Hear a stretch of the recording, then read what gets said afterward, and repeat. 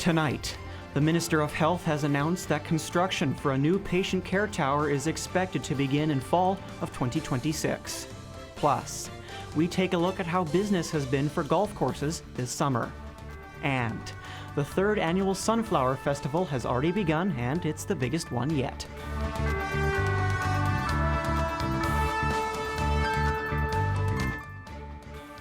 Good evening and welcome to CKPG News. I'm Adam Burles. Our top story, it has been a project in the works for years, more than 10 years in fact, and today, Health Minister Adrian Dix made a special trip to Prince George to make the long-awaited announcement. Cheryl Jan reports.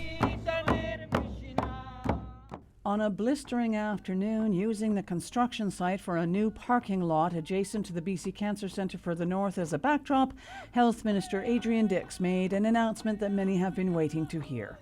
Today I'm proud to announce the approval of the business plan, which means we go forward to procurement and we build the darn thing. The approval of the business plan for the new tower at the University Hospital of Northern British Columbia. Here are the numbers. The building will be 11 stories, adding 211 new beds. There will be 6 new cardiac care units and a new 20-bed cardiac step-down unit. There will be 47 new surgical beds, bringing the total to 102. The operating rooms will go from 7 to 12. Mental health beds will increase from 36 to 83, including 11 youth psychiatric assessment beds. The total cost for the new acute care tower is estimated at $1.579 billion. $1.579 billion. This is in addition to the cost of the early works announced in November 2023 that prepared the site, and you see those behind us, the new parking lot which is necessary for the construction of the site. Dix noted this is a project Northerners have been waiting for. I believe Prince George and Mackenzie and the entire region deserves to have the best hospital in Northern British Columbia. That's what this project is about. The highest quality, the best level of service, and it will with this project. That is our intention, that is our goal. We need that to recruit people, we need that because people in the north deserve it, we need that because we need to add care in the north, we need to ensure that fewer people from the north have to travel for care, and we need to provide better care for the people getting care now. But health critic Shirley Bond has some reservations about the announcement.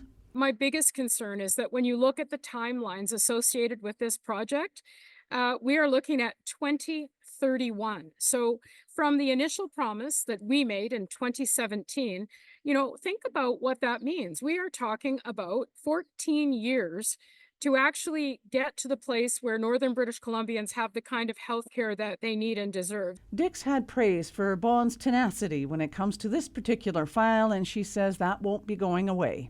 He and I have had countless discussions about this in the legislature, in the hallway, over the phone, you name it. We've had these conversations for years, and that's going to continue. I will continue to be fierce about this project because we need it. This is a large region that we serve. The site of the current health unit on Edmonton Street will be home to the new tower, with work beginning in 2026 and completion set for 2031. Cheryl Jan, CKPG News. And the concept of a surgical tower is not new to this region. It has been talked about for more than a decade. So here's a peek back at some of the history behind the tower. 2017, the eve of a provincial election. The BC Liberals are the party at the time, and a project near and dear to one local MLA's heart was broached publicly. So today I'm delighted to announce the long-term future of our hospital here. The long-term future, MLA Shirley Bond noted at the time, was the promise of a 9-story tower at University Hospital of Northern BC. And shortly after the election, newly minted Health Minister Adrian Dix was asked about the proposed surgical tower at UHNBC. We talked about it, I think it's possible, in 2008. I think I had visited operating rooms that were in 2008. Were seen as too small and insufficiently modern for both the demands and the ambitions of the hospital here, right? And that was 2008. I understand there's some initial plans being made, and obviously we'll be supporting Northern Health as they go through that. And Northern Health did move through that with the inclusion of cardiac care in 2018. One of the things that we are planning to have included in the UHNBC tower is a cardiac care unit. And as we're doing that thinking about what a cardiac care unit would look like at UHNBC, we are talking with Thunder Bay because they have a cardiac care service that they provide, and Thunder Bay is very much like Prince George. I think that is absolutely reasonable. As the member knows as well, we would be expecting those operating rooms to service for a very long time. If you're asking me whether I think that the operating rooms in Prince George are up to the modern standard we need, the answer is no. Fast forward to 2020, the eve yet another provincial election. Dix announced approval of a concept plan for a tower to include new surgical suites, cardiac care and services for mental health and addictions. For the surgical community locally, at the time, the news was magical. It's been going on a long time. It started off with Bert Kelly and Bill Simpson and others. And that, Bert's since passed away, Bill's retired. So it's been going on several years, and the fact that we've got an announcement is fantastic. And Minister Dix's feet were held to the fire. After talking to the minister over and over and over again, debating him, dealing with it in the legislature, that finally we got the government's attention. And since then, the medical community heard crickets from Victoria. We're spinning our wheels. We're waiting. Apparently, Northern Health is ready to go. Their concept plans are done and submitted, and now they need they go ahead to make a business plan, and nothing is happening. It seems like there's silence from the government. And today, we found out where we're going. Cheryl Jan, CKPG News. And joining us now to talk more about the surgical tower news is Minister of Health Adrian Dix. Minister, thank you so much for coming out and joining us today. Great to be on the show, Adam. Well, thank you very much for joining us. Big news, obviously, today for folks in Prince George and Northern BC as a whole.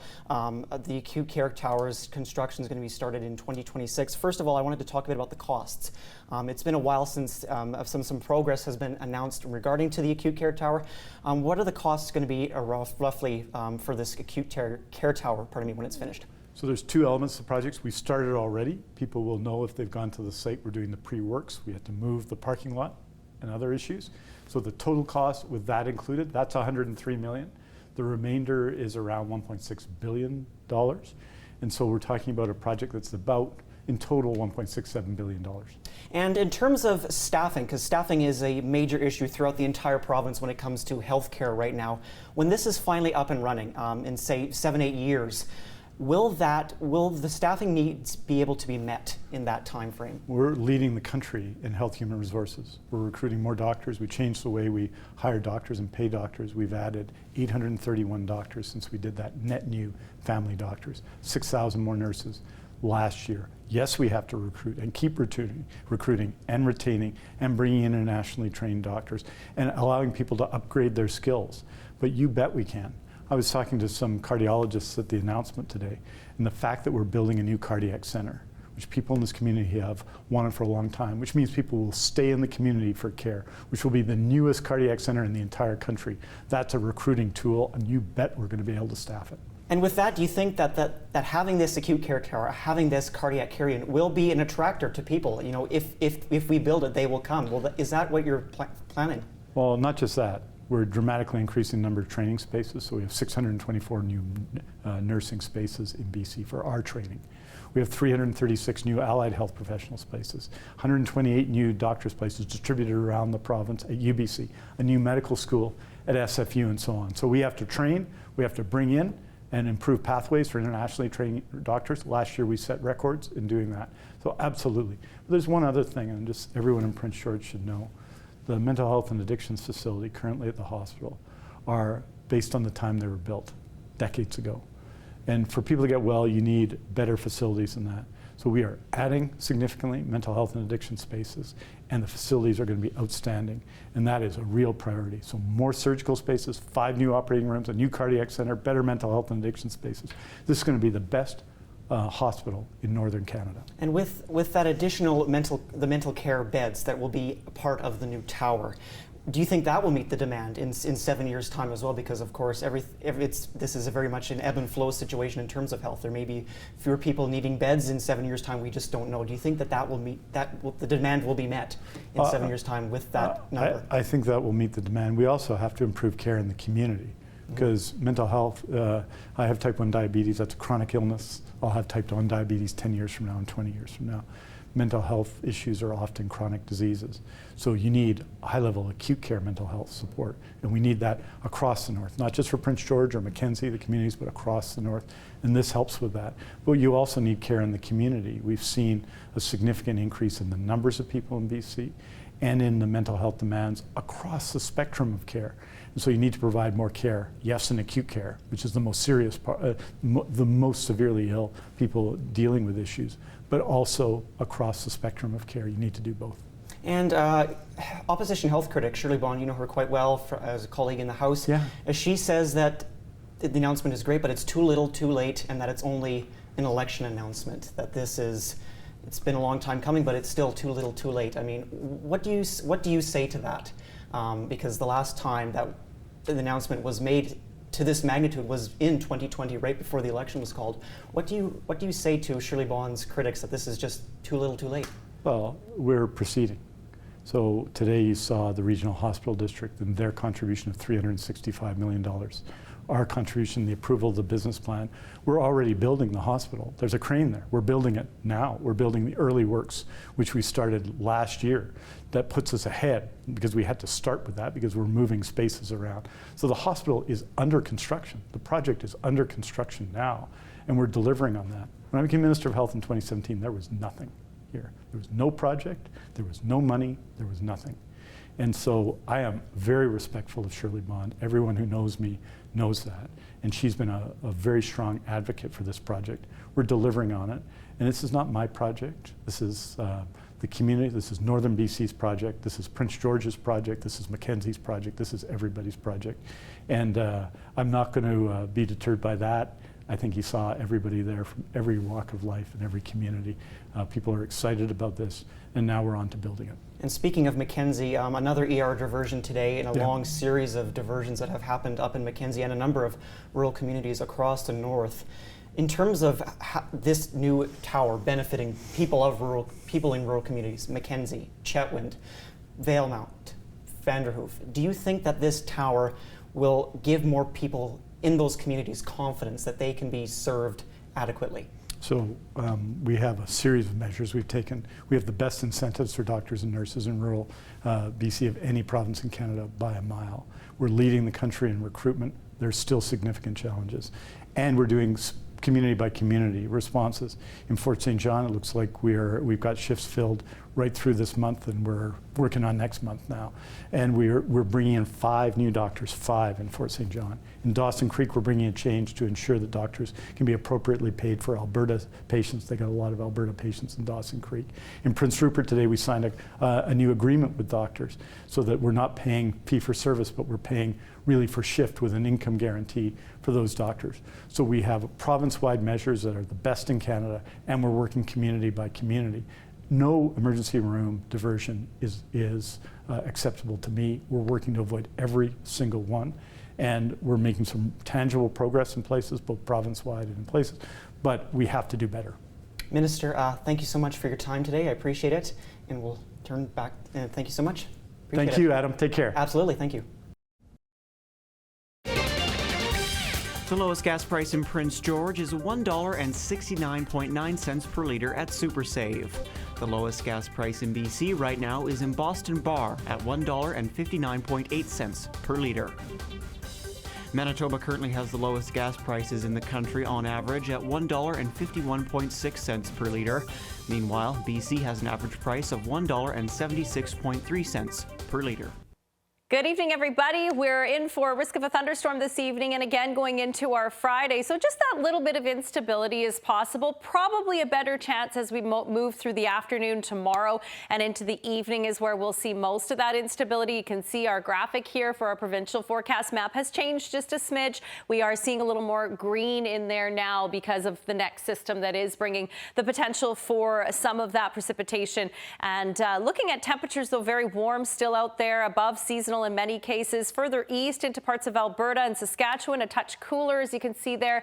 But yes, we here in BC will remain under a mostly sunny and hot forecast for the next few days. So I'll have all the details for you. Local smoke is still a factor in our region. And again, our air quality today actually sitting at fair. It's the first time we've seen that in a little bit. Quesnel and Vanderhoof, though, air quality readings were good. And Danielle Carlson, thank you for this wonderful picture. Beautiful snapshot of the day. Look at these clouds in the sky. I love that. The flowers, the wildflowers, absolutely beautiful. This is taken along Azan-Tane Trail, of course, in Mackenzie, which is a wonderful multi-use trail that circles the town. And nice day out there, Danielle. Thank you very much for capturing that and sending it to us. Snapshot at ckpg.com. Email us your photos. Keep them coming as always, and I'll have your forecast a little later. Thank you, Tanya. And Tanya, we'll have a full look at our weather forecast coming up later on in the show. Highway 16 East will fully reopen Friday starting at 6 a.m. and it will remain open until 8 p.m. daily. When the highway reopens east of Tejon-Cache, there will be limited visibility and stopping will not be permitted. Drive BC adds that there are no services after Mount Robson and the highway may close on short notice. The highway will also reopen on the Alberta side as well. Jasper National Park warns stopping will not be permitted in the park and there will be no washrooms or refueling options. The highway has been closed to regular traffic due to the wildfire situation in Jasper National Park, though reopened to commercial vehicles last week. And an aviation expert says airfares may go up in the immediate aftermath of a hailstorm that tore through Calgary on Monday evening, damaging WestJet planes and upending travel plans. Hailstones as big as golf balls pummeled the tarmac, forcing the Calgary-based airline to ground 10% of its fleet for major repairs and inspections. WestJet says it canceled 248 flights between Monday and Wednesday and will have to cut trips across its network for the, quote, foreseeable future. Barry Prentice, who heads the University of Manitoba's Transport Institute, says a significant scale back by the country's second largest airline will likely boost demand at other carriers and push up ticket prices during the peak summer travel season. Longer term, he says more violent and volatile weather patterns could boost airline costs such as maintenance and insurance, an expense that will likely trickle down to travelers. Passengers whose flights were canceled due to the storm are entitled to a refund or alternate reservation free of charge if they cannot be rebooked within 48 hours. The weather this golf season has been about as good as it can get, leading to better conditions and more business for our local courses. Tommy Osborne spoke with several courses to see how the season is going. This summer's weather in Prince George has been great, as a combination of sunny days and much-needed rain has led to perfect conditions to enjoy the outdoors. We opened the golf course April 12th of this year, which is quite a few weeks earlier than previous seasons, and we've been blessed with some great weather and some excellent course conditions. The early opening is just one piece of the puzzle, as continually warm weather and a lack of extended periods of wildfire smoke have led to golf courses being packed. We've seen an influx in bookings. We're approximately 3,000 bookings over where we were at this year, at this time last year. We've been busy every day. Even when the rain was gone, we're still busy. So we've had a great season this year. It's not just the sunny days that benefit a golf course. All the rain this summer, especially July and its additional 20 millimeters of rain above normal, was also a huge help in keeping the courses in good shape. We've had nothing but compliments on how the greens are, how the fairways are, and the groundspeople have been able to keep up with everything, and they've kept them really beautiful looking. Wilson added the extra rain in July means costs are saved on the water bill, allowing the course to focus its maintenance bill on other improvements instead. We're defining our fairways, improving our teeing grounds, essentially improvements to the course to make the overall play better for all of our players. With an August forecast that's looking to bring both sunny, hotter days and still a mix of rain, it looks like the weather for the golf courses will continue to bring pristine conditions, and with that, more bookings. Tommy Osborne, CKPG News. The third annual Sunflower Festival has already begun, and it's the biggest one yet. Hosted by the Northern Lights Estate Winery at 1965 Foreman Road, the festival has a wide array of family-friendly events like a petting zoo, kids zip line, playground, and more. For the adults, there is also Sip and Sunsets on Fridays and Saturdays, where you can enjoy a glass of wine and grab photos in the sunset. The event will be open until September the 2nd, but the winery encourages you to visit as soon as possible so you can enjoy the flowers at their full bloom. The festival is not just figuratively bigger in terms of things to do, it's also literally bigger as well. Every year at the end of the season, we actually take all the flowers and we put them back into the ground. So all the seeds that they grew through the year then can sprout the next year. Of course, we've added an additional 15 to 20,000 seeds. And so it's getting thicker, it's getting taller. And of course, there's lots of wildflowers as well. So it's just really, really beautiful. Good evening again. We're in for some instability here and there for tonight and tomorrow, but still a mix of sun and cloud for the most part as we move through the next few days. Today was quite nice out there earlier as we take you back on our satellite map, but this system here, it doesn't look like it's going to hit us anytime soon. It is tracking that Pacific coastal system down, or Pacific frontal system rather, tracking down towards the south. So futurecast the next 48 hours, I don't think we'll see too much in the way of anything from that, but we can see some pop-up showers here. So again, we're looking at some instability moving into our day tomorrow, especially through the afternoon and into the evening. You'll see on the futurecast here some of that developing as we move through the afternoon. So with that, we do have, of course, the risk of a thunderstorm, and again, very warm out there for tomorrow. 27 our high, 26 Fort St. James, warmer down through the southern interior, Okanagan as well, but closer to seasonal norms for this time of the year. 29 in Vancouver, beautiful along the island, but again, don't be alarmed if you see a few showers out there here and there, or at least a risk of a thunderstorm is definitely possible. So here's our broadcast region for the day tomorrow. We're back up into the upper 20s again, and even 30 degrees in places like Quesnel, but 28 and 29 degrees are possible in many other areas. We'll sit at about 27 Fort St. James, and lots of sunshine. As we get into the Saturday, Sunday, we are looking at still sunshine in the mix, but an increase in cloud, maybe more so through the evening hours. 29 Vancouver as we take you across the country. Again, we always say away from the water. It could be warmer than that. 24 in Edmonton, sunshine expected. And then there's the cooler weather that we're seeing down through Regina and in through, or over towards Regina and Winnipeg as well. So seeing temperatures drop just by a few degrees into the low 20s. So a reprieve from any of the heat there, and then further east as well. Seeing those temperatures dropping from where they were today. 23 Montreal with showers, 21 over in Halifax, and looking at clouds and showers there as well. So quite unsettled in the eastern half of the country, but back out west we are still in a very, very nice mild and hot pattern in some cases. Sun cloud mix for the weekend, as I mentioned. We'll continue on with these above seasonal temperatures for most areas. 10 degrees tonight in Burns Lake. We're looking at highs of about 28, 29 the next few days. You can see the increase in cloud is more so for your Saturday, but back to sunshine again on Sunday. In Mackenzie, 9 and clear skies tonight, up to 28 and 29 the next couple of days. Mostly sunny pretty much every day going forward into the next 3, and then we're tracking a system for early next week, but again, still a little bit far out to predict the exact timing on that. 7 tonight in McBride, so overnight lows a little cooler tonight. 28 for the next couple of days, though. You're still in fabulous shape for the daytime highs, that's for sure. Quesnel, great to get outside the next few days. It's going to be beautiful, 30 degrees, 31 on Saturday, and for us as well, we're anticipating just single digits for overnight lows tonight, but you can see it gets a bit milder the next few nights, up to 29 by Saturday, and really hanging on to some nice sunshine the next several days right through the weekend. Again, risk of a thunderstorm is still possible, though, as we showed you earlier, throughout the afternoon for Friday and into the evening as well. But otherwise, we should be in for a fairly sunny and warm, if not hot, weekend as we get into the next few days. CKPG Sports is delivered by Domino's. Join the Domino's Lunch Club with 25% off all regular price pizzas every day. Visit domino's.ca to join the club. Canada added 2 more medals to its count on day 13 of the Olympics. Weightlifter Maude Sharon won silver in weightlifting for her 2nd straight Olympic medal, while Skylar Park won bronze in women's taekwondo to deliver Canada's first taekwondo medal in 16 years. Also noteworthy, the women's beach volleyball team won its semi-final match against Switzerland, guaranteeing Canada will get its first ever medal in women's beach volleyball in the finals tomorrow.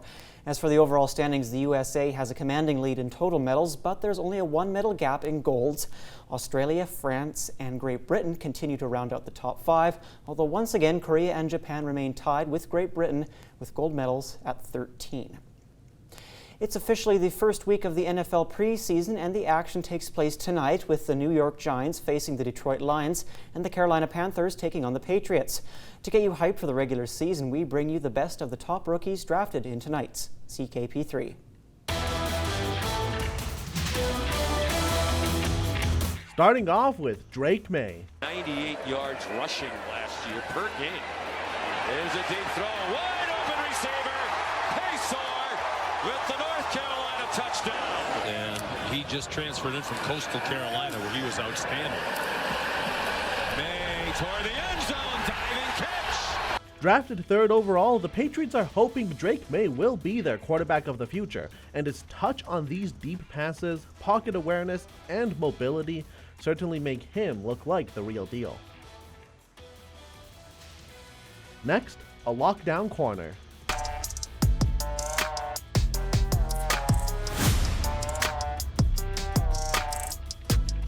Regarded as one of the best cornerbacks in college football, if not the best, Terrion Arnold joins a stacked Detroit team looking to make a serious run to the Super Bowl.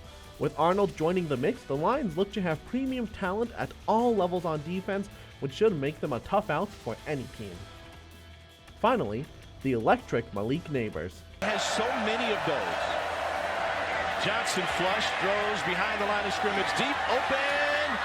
That is caught for a touchdown. Could he be yet another LSU star receiver in the NFL? The Giants certainly think so, as he was a 6th overall draft pick, and his domination in training camp and joint practices with the Detroit Lions certainly seems to indicate a bright rookie season ahead. Neighbors' speed, route running, and sticky hands are sure to make him quite a threat in the pros in tonight's CKP3. That's all the time we have tonight. Thank you for joining us. Tonight, your last look is the milestone bell at the Cancer Center. Thank you for joining us. Have a good night.